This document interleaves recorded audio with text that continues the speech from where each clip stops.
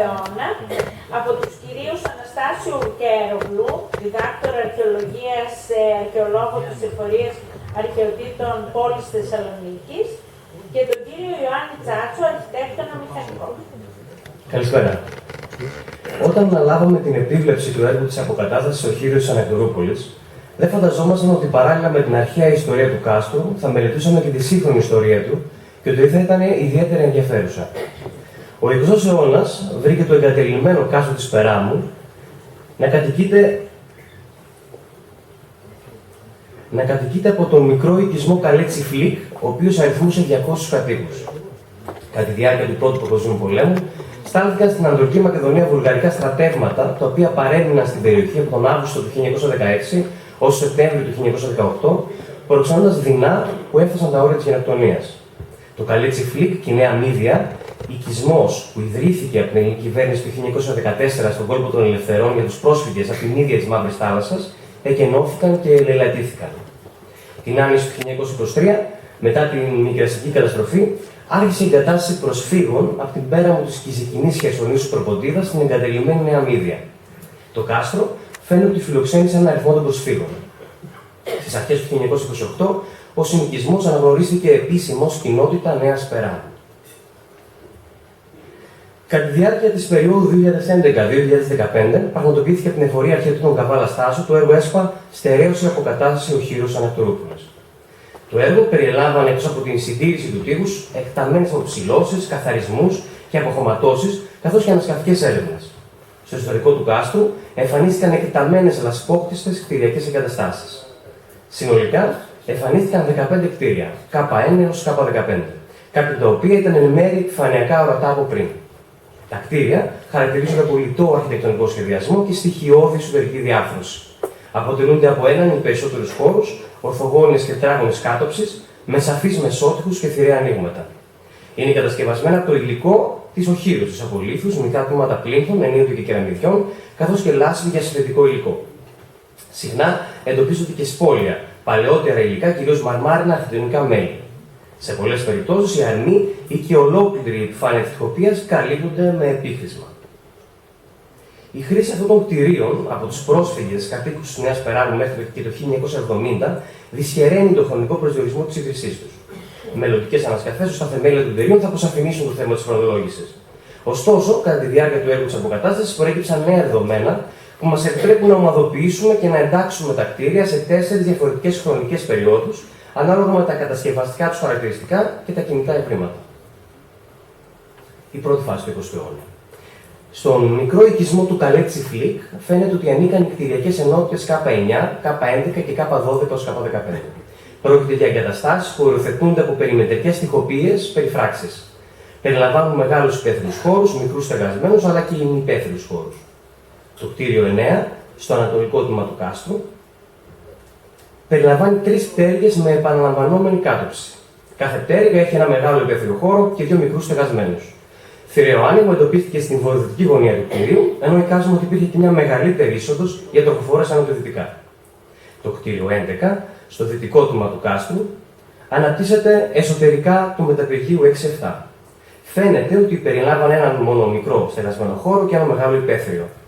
Στο βόρειο τμήμα του κάστρου, τα κτίρια 12 έως 15 αποτελούν ένα ενιαίο συγκρότημα με μέγιστες ορατές διαστάσεις 20-85 μέτρα. Αναπτύσσονται κατά μήκος των μεταπηργείων 8, 9, 10 και ορίζονται στα νότια από έναν μεγάλο τοίχο. Ο τοίχος λειτουργούσε ταυτόχρονα ως αναλυματικός για την επίγωση του κάστρου στα νότια. Μεταξύ των κτηρίων 13 και 14 ανοίγεται στον τοίχο ένα θηραίο άνοιγμα, πλάτους 2 μέτρων, που ορίζεται από 2 τοίχους που σχηματίζουν διάδρομο. Το άνοιγμα αυτό φαίνεται πως αποτελούσε την είσοδο στο συγκρότημα. Κάθε τύχη, πιθανότητα με θηραία ανοίγματα, ξεχώριζαν τα κτίρια μεταξύ τους.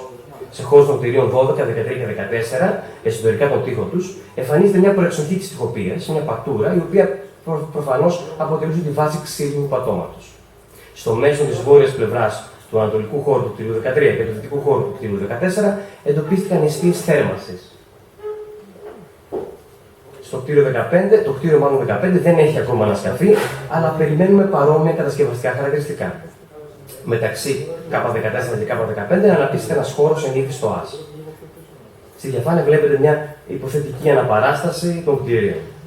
Στην ίδια περίοδο του οικισμού Καλίτσι Φλικ, ανάγουμε και τους 3 αναλυματικούς τοίχους που δημιουργούσαν αντίστοιχα άνθυρα εσωτερικά των μεταπηργείων 11, 12, 13. Και οι τριστίχοι είναι ελαστόκτιστοι και σώζονται σε μήκος 12-15 μέτρα. Αναλυματική λειτουργία είχε και ο εσωτερικός περίβολος, ο οποίος ανάγεται στην περίοδο ίδρυσης του κάστρου. Αυτός. Β' φάση του 20ου αιώνα. Το βουλγαρικό στράτευμα που στρατοπέδευσε στο κάστρο κατά τον Πρώτο Παγκόσμιο Πόλεμο ίδρυσε ή ανακαίνισε τα κτίρια K2, K3 και τα αποχωρητήρια νότια του K4.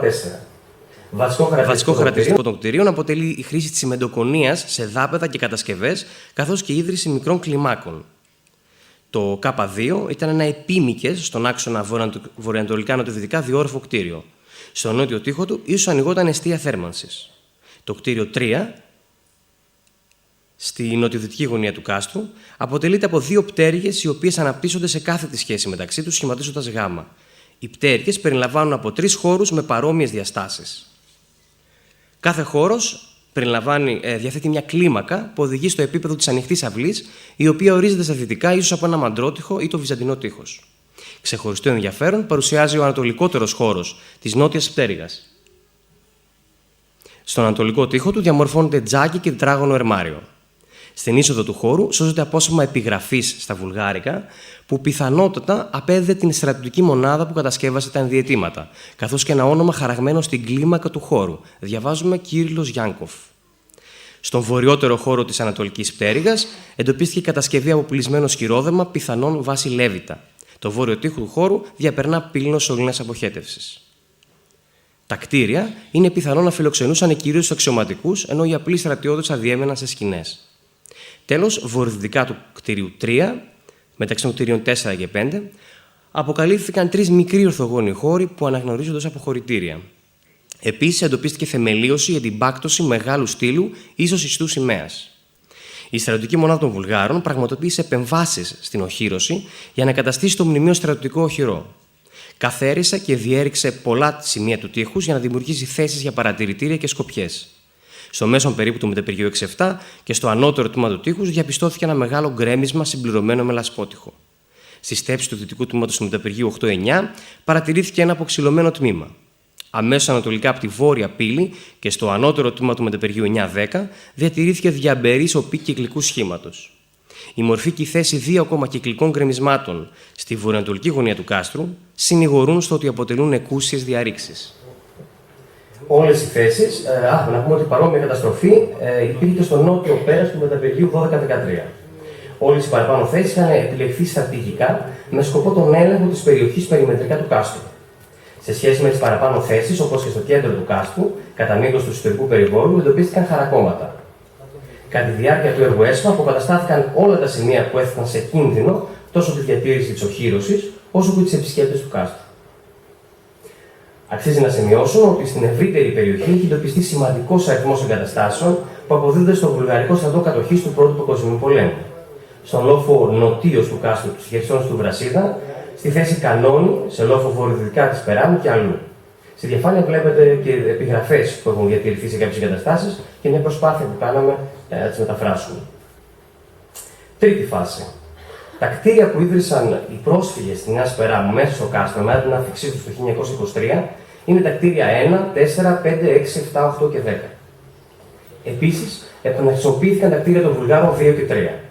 Κοινά χαρακτηριστικά τους είναι η θέση τους στο νότιο και δυτικό τμήμα του κάστρου, το οποίο βρίσκεται σε υψηλότερο επίπεδο από το βόρειο, η αυτονομία τους στον χώρο και η χρήση της ασβεστοκονιάματος ως επιτυχίου επιχρήσματος. Ευρήματα πολλών κεραμίδων από συγκεκριμένα εργοστάσια κεραμοποιίας, όπως Έλεφας Χίου και Τσαλαπάτα Βόλου, μας προσφέρουν ως τέρμινους postquem, ως χρονικό όριο για την κατασκευή των στεγών του 1926 και μετά, όταν ιδρύθηκαν τα εν λόγω εργοστάσια. Το κτίριο 1 είναι ένα επίμικες στον άξονα βορρά-νότο ορθογώνιο κτίριο που χωρίζεται με μεσότυχο σε 2 χώρους. Και οι δύο ήταν θηραίο άνοιγμα στη στενή βόρεια πλευρά τους.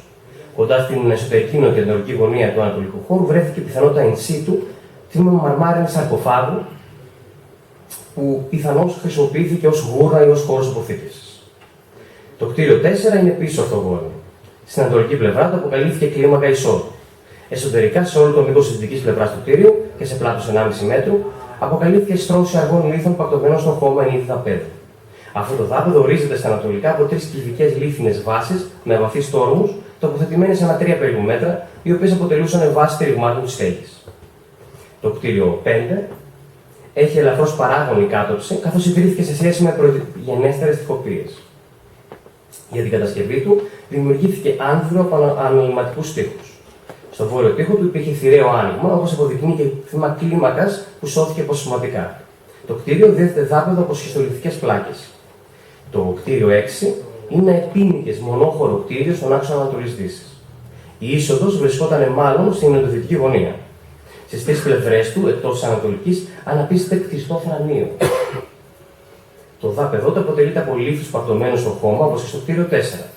Κατά μήκος και στο κέντρο του κτιρίου υπήρχε μια εσωτερική ξύλινη κοινοστοιχεία, από την οποία διατηρούνται in situ 7 λίθινες βάσεις με κυκλικούς τόρμους. Υπολογίζουμε ότι τα ξύλινα υποστηλώματα ήταν 10. Τα μετακαιώνια διαστήματα δεν είναι σε όλες τις περιπτώσεις ίσα. Το κτίριο 6, όπως πιθανόν και το κτίριο 4, λειτουργούσε ως στάβλος. Η περιοχή με τις βάσεις βρίσκεται κατά τη χαμηλότερα από τον υπόλοιπο χώρο, πιθανότητα για να συσσωρεύονται εκεί εκαθαρσίες και να αποχετεύονται μέσω ενός κτιστού αποχετευτικού αγωγού που εντοπίσαμε κάτω από το δάπεδο. Το ορθογώνιο κτίριο 7 διαθέτει 3 χώρους. Ένα θηραίο άνοιγμα στο βόρειο τοίχο εξυπηρετούσε τους 2 χώρους στα ανατολικά. Ο δυτικός χώρος πρέπει να ήταν προσβάσιμος από τη βορειοδυτική γωνία μέσω κλίμακας. Η επίγνωση στο εσωτερικό του κτιρίου δεν έχει ερευνηθεί πλήρως, αλλά διαπιστώθηκαν επιτύχια επιχρήσματα στους τοίχους ιστορικά, καθώς και το πυκνό στρώμα της καταστροφής της στέγης. Εδώ βλέπετε μια υποθετική αναπαράσταση των κτιρίων 2, 6 και 7. Το ορθογώνιο κτίριο 8 περιλαμβάνει 2 επιμήκες χώρους στον άξονα Ανατολής-Δύσης. Θηραία ανοίγματα βρίσκονται στη δυτική πλευρά των χώρων. Το K8 είναι θεμελιωμένο πάνω στον εσωτερικό περίβολο του κάστρου.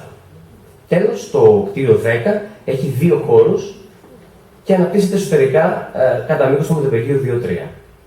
Οι ειδοποθήκες που σώζονται εν σειρά στο εσωτερικό μέτωπο του τείχους μάλλον εξυπηρετούσαν στην κατασκευή της στέγης του. Κατά μήκος του βόρειου τοίχου του ανατολικού χώρου υπήρχε ρήθρο κατασκευασμένο από πλήνθους και πελεκυμένους λίθους που αποχέτευε απόνερα εκτός του κτίριου. Τέταρτη φάση του 20ου αιώνα. Οι πρόσφυγες κάτοικοι του κάστρου μετακόμισαν στην νεοειδρυθήσα κοινότητα της Νέας Περάμου κατά τη δεκαετία του 1930, όταν σύμφωνα με την πολύτιμη μαρτυρία του Παρθένη Τσίγκα, ο πατέρας του, Γεώργιος Τσίγκας, χρησιμοποίησε τις εγκαταστάσεις μέσα στο κάστρο. Κατά τη τελευταία οικιστική φάση του κάστρου, επαναχρησιμοποιήθηκαν τα κτίρια 2, 3 και 10. Μόνο ο χώρος με το τζάκι, στο κτίριο 3, φιλοξενούσε την οικογένεια. Οι υπόλοιποι χώροι του κτιρίου 3, όπως και τα άλλα κτίρια, χρησιμεύαν ως στάβλο. Η υπόλοιπη έκταση του κάστρου λειτουργούσε σαν βοσκοτόπι, αλλά και σαν αλατομείο οικοδομικού υλικού από τους κατοίκους της περιοχής μέχρι τα τέλη της δεκαετίας του 1960. Γενικά, εκτενής λιθολόγηση παρατηρείται στο νότιο τμήμα του κάστρου, το οποίο ήταν και είναι ακόμα πιο ευπρόσιτο. Περί το 1970, η έκταση του κάστρου πέρασε στο ελληνικό δημόσιο, ενώ επισήμως η συνολική απαλωτρίωση του χώρου ολοκληρώθηκε το 1982. Κατά τις εργασίες στο κάστρο συλλέχθηκαν πολλά κινητά ευρήματα που χρονολογούνται στη μεταβυζαντινή εποχή ως και στον 20ο αιώνα. Χαράζοντα πύλων Αγίων, είδη εστίασης, γυάλινα αγία, γυαλοπίνακες και κάγκελα από τα παράθυρα των κτηρίων, σιδερένια εργαλεία χειρός, σιδερένιος φανός, σφαίρες και κάλυκες σφαιρών, κουμπιά βουλγάρικων αλλά και αμερικανικών στρατιωτικών στολών, καθώς ο αμερικανικός στόλος έχει πραγματοποιήσει ασκήσεις στον κόλπο των ελευθερών από το 1962 έως και το τέλος της δεκαετίας του 1960, μιλόπετρες, κεραμίδες στεγών, βαρύδια και αρνήθες, κεραμικές καπνοσύρικες. Κλείνοντας, θα θέλαμε να ευχαριστήσουμε θερμά όλο το δυναμικό της εφορίας αρχιτεκτών Καβάλα Στάσου, την προϊσταμένη Σταυρούλα Δαδάκη, τον Γιάννη Ηλιάδη, τον ερευνητή του Εθνικού Ιδρύματος Ερευνών Γιώργο Κουτζακιώτη, τον Μάκη Ζουμπλιό, πρόεδρο της Νέας Περάμου, και τον Παρθένη Τσίγκα, κάτοικο της Νέας Περάμου, για τις πολύτιμες αναμνήσεις που μοιράστηκε με εμάς.